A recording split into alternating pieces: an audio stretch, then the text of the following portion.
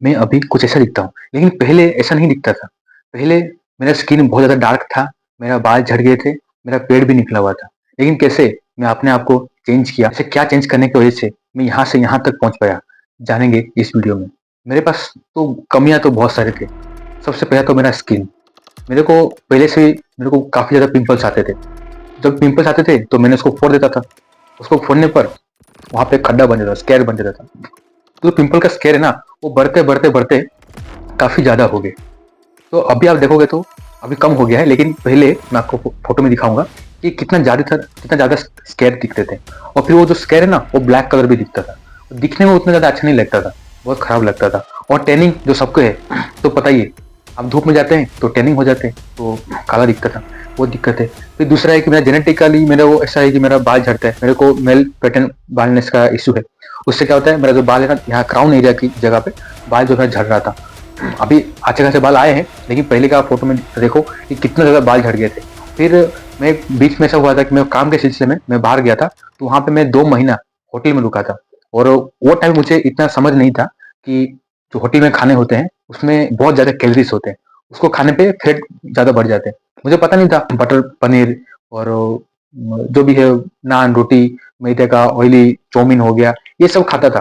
तो मेरा फैट भी काफ़ी ज़्यादा बढ़ गया था। मिठाइयाँ हो गया बहुत सारे, वो सब भी खाता था। तो काफ़ी ज़्यादा फैट बढ़ गए थे। तो उससे भी मैं फिर बाद में जब घर पे आया देखा तो भाई मैं तो काफ़ी ज़्यादा फैट बढ़ चुका है, मेरा मोटापा आ गया है। तो उसको इससे भी मैंने लड़ा। तो आप देख सकते हो कि ये सब प्रॉब्लम से अभी ये प्रॉब्लम से मैं कैसे डील किया और आप कैसे मैं आपको वही सब टिप्स बताऊँगा जो मेरे लिए काम किया। ऐसा नहीं कि जो मैं इंटरनेट में देखा, उसने बहुत कुछ किया। कुछ काम किए, कुछ नहीं किए। लेकिन जो-जो काम किया, वो मैं आपको बताने वाला हूँ। तो सबसे पहले मैं आपको बताता हूँ स्किन केयर। देखो, स्किन केयर का सिंपल आपने वो इश्यू आपको बता दिया। एक तो होगा पिंपल का स्केयर हो गया, एक टैनिंग हो गया और डार्क स्पॉट हो गया। अभी ये सब का एक इलाज तो 100% है। वो क्या है? सनस्क्रीन। सनस्क्रीन बहुत जरूरी है। सनस्क्रीन से क्या होता है, अपना जो पहली बात आपको पहले आपको ये समझना पड़ेगा कि ये टैनिंग होता क्यों है। हमारा जो फेस का जो स्किन है ना, वो ज्यादा पतले होता है एज कम्पेयर टू अपने बॉडी का जो स्किन है। तो इससे क्या होता है, जब भी हम धूप के सामने जाते हैं तो अपना जो फेस का जो स्किन है ना, वो धूप से बचाने के लिए एक केमिकल है, उसको इंक्रीज कर देता है। वो जब बढ़ जाता है तो हमारा फेस जो है काला दिखता है। अगर आप ये सनस्क्रीन अगर अप्लाई करते हो तो क्या कहते हैं, एक लेयर बना देता है, तो स्किन को लगता है कि धूप नहीं गिर रहा है, खाता नहीं है, नॉर्मल रखता है। उससे क्या होगा, धीरे धीरे जाके आपका जो फेस का कलर है, आपका जो बॉडी का कलर है, दोनों मैच हो जाएगा। इतना ही फर्क है। लेकिन जब भी आप सनस्क्रीन लगाना चालू करेंगे ना, उसमें एक होता है एसपीएफ। एसपीएफ जो होता है ना, आपकी फेस में चिपक कर रह जाता है। जब भी आप शाम को आके फेस वॉश करोगे, खाली पानी में अगर आप धोते हो, तो वो आपके यहाँ स्किन पे लग के रह जाता है। वो जल्दी छूटता नहीं है। वो उसको छुड़ाने के लिए आपको यूज करना पड़ेगा एक फेस वॉश।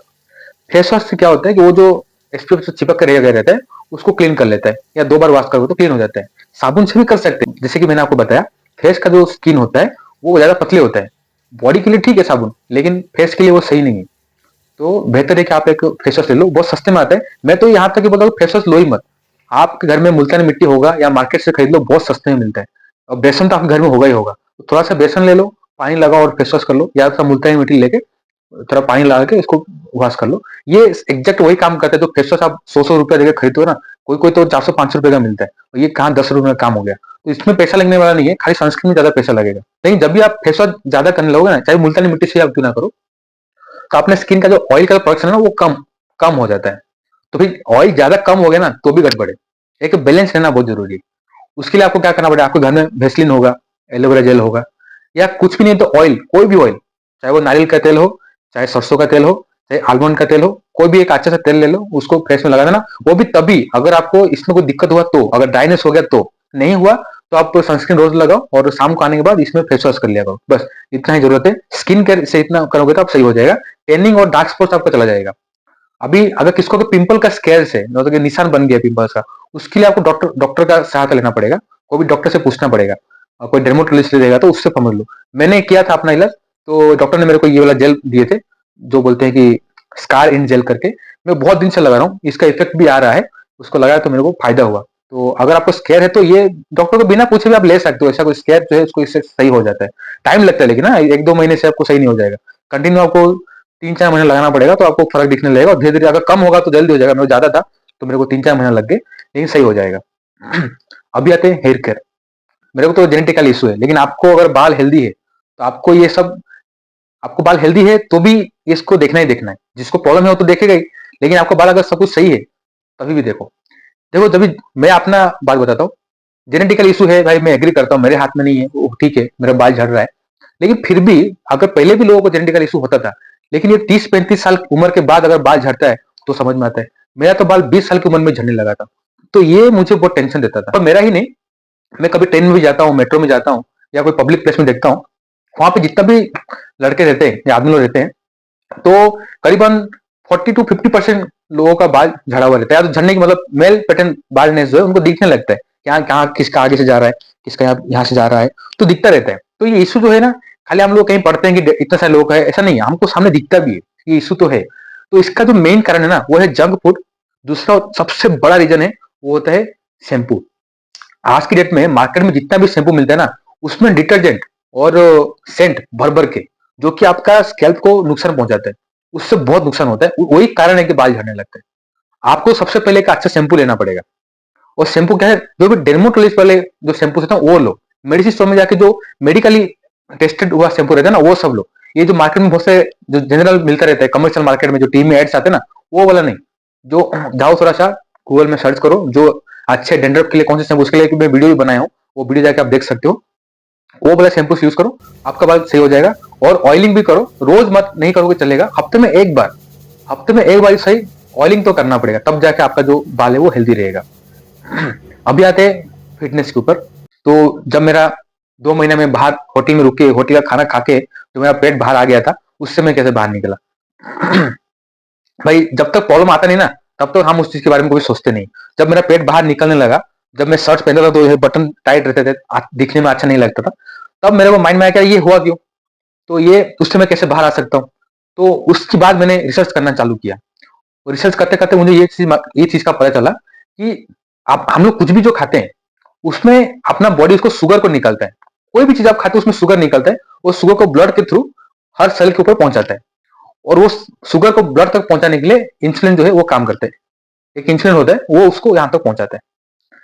तो जब भी आप चीनी खाते हो, रिफाइंड शुगर, उसमें खाली खाली शुगर ही है, 100% शुगर से बना हुआ है, जो व्हाइट कलर का चीनी होता है, उसमें कोई विटामिन नहीं है, कोई मिनरल्स नहीं। तो आप खाया तो तुरंत आपकी बॉडी में बहुत सारे शुगर का क्वांटिटी बढ़ गया, तो बहुत सारे इंसुलिन अपना बॉडी बनाने लगता है, क्योंकि वो जो शुगर बन गया है उसको हर एक सेल तक पहुंचाना भी है, तो इंसुलिन का मात्रा बढ़ा देता है। तो जितना काम पे आता है उसको लगाता है, और जो नहीं काम पे आता है तो उसको फैट बना के, चर्बी बना के यहाँ पेट की साइड में रख देता है। पहले लिवर में रखता है, और जब लिवर भर जाता है तो फिर पेट की साइड में रखने लगता है।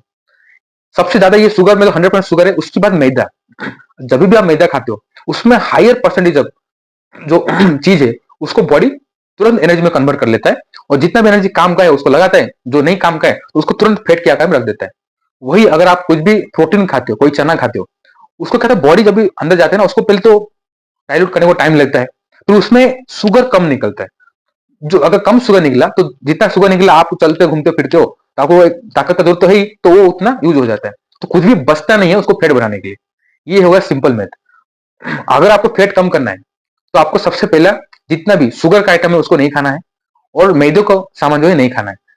अगर आपको कंट्रोल नहीं हो पा रहा है तो 2 हफ्ते में एक बार थोड़ा सा चख लेना। बीच में भी खाते हो तो थोड़ा सा खा लेना, खाली ये करने के लिए कि आपको टेस्ट को थोड़ा ठीक है, आपको नहीं अच्छा लग रहा है इसलिए खाली टेस्ट के लिए, पेट भर के नहीं खाना है। और 10,000 स्टेप्स रोज सुबह उठो, 10,000 स्टेप चलो, अभी आप शुरुआत करोगे तो नींद नहीं खुलेगा।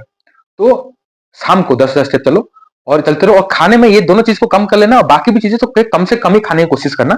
जितना फास्टिंग करोगे, अब खाना नहीं खाओगे तो जो बचा हुआ जो फैट जो बना के रखा था ना, बॉडी उसको यूज करना स्टार्ट कर देगा, उसको कम करेगा, उसको एनर्जी में कन्वर्ट करके, जो जैसा वो शुगर को फैट के आकार में बंदी करके रख देता है, फिर बाद में जब आप शुगर खाना बंद कर देंगे तो उस फैट को वो पिघला के उसको ही शुगर बनाएगा, फिर उसको यूज करेगा वो, तो आप खाना बंद करेंगे तो वो करने लगेगा। देखो मेरा पेट जब निकल गया था तो मैंने ऐसा नहीं कि जिम जाने लगा था, बहुत मेहनत करना था, ऐसा नहीं था। 10,000 स्टेप चलना है, मैदा और चीनी नहीं खाना है, और 10,000 स्टेप के साथ साथ पुशअप वगैरह करना है, तो स्क्वेट कर देना है, बैठक उठक वगैरह योगा टाइप का कुछ चीजें करो, तो बॉडी स्ट्रेच हो जाएगा, तो थोड़ा मसल दिखेगा तो अच्छा दिखने लगोगे। अगर आपके पास घर के पास कोई छोटा जिम है जो 300-400 रुपए में अगर अवेलेबल है, मेरे यहाँ तो होता है इसलिए मैं आपको बोल रहा हूँ, कैफे जगह तो काफी महंगा भी लेते हैं, और कई सारे जगहों पे तो फ्री का भी होता है, तो लटक जाना थोड़ा सा कहीं पे फ्री में कर सकते हो। अगर पैसा है तो जिम में जाओ, वो कोई ट्रेनर ले लो तो आपको ट्रेन करेगा, तो आपका ऐसा भी लगता है कि आप पैसा दिया है तो जिम जाना ही पड़ेगा, सुबह नींद नहीं खुलेगा तो लगेगा कि पैसा दिया हुआ जाना ही पड़ेगा, तो जाओगे, ऐसा भी हो सकता है। तो आप अपने हिसाब से चुन लेना और वो कर लेना। और ये सब चीज जो है ना, ये सभी के सभी कोई भी चीज अगर चालू कर लोगे तो तुरंत रिजल्ट आएगा, ऐसा नहीं है, एक दो दिन में आ जाएगा, ऐसा नहीं है। आपको जो, अगर आपको इसमें कोई भी चीज का प्रॉब्लम है, चाहे वो स्किन का हो, चाहे हेयर का हो, चाहे फेट का हो, आप जो भी मैं आपको चीजें बताया उसको 15 दिन तक लगातार करो। उसके बाद आपको रिजल्ट में क्या आया, प्लीज मुझे कमेंट में बताना। अगर इस वीडियो का आपको पार्ट 2 चाहिए ना, तो भी मुझे कमेंट में लिख देना पार्ट 2, तो इसका मैं पार्ट 2 भी बना दूंगा। और वीडियो में आप यहाँ तक बनेंगे और आपको इसमें कुछ भी वैल्यू मिला ना, तो प्लीज सब्सक्राइब कर दीजिए चैनल को। Thank you so much for watching.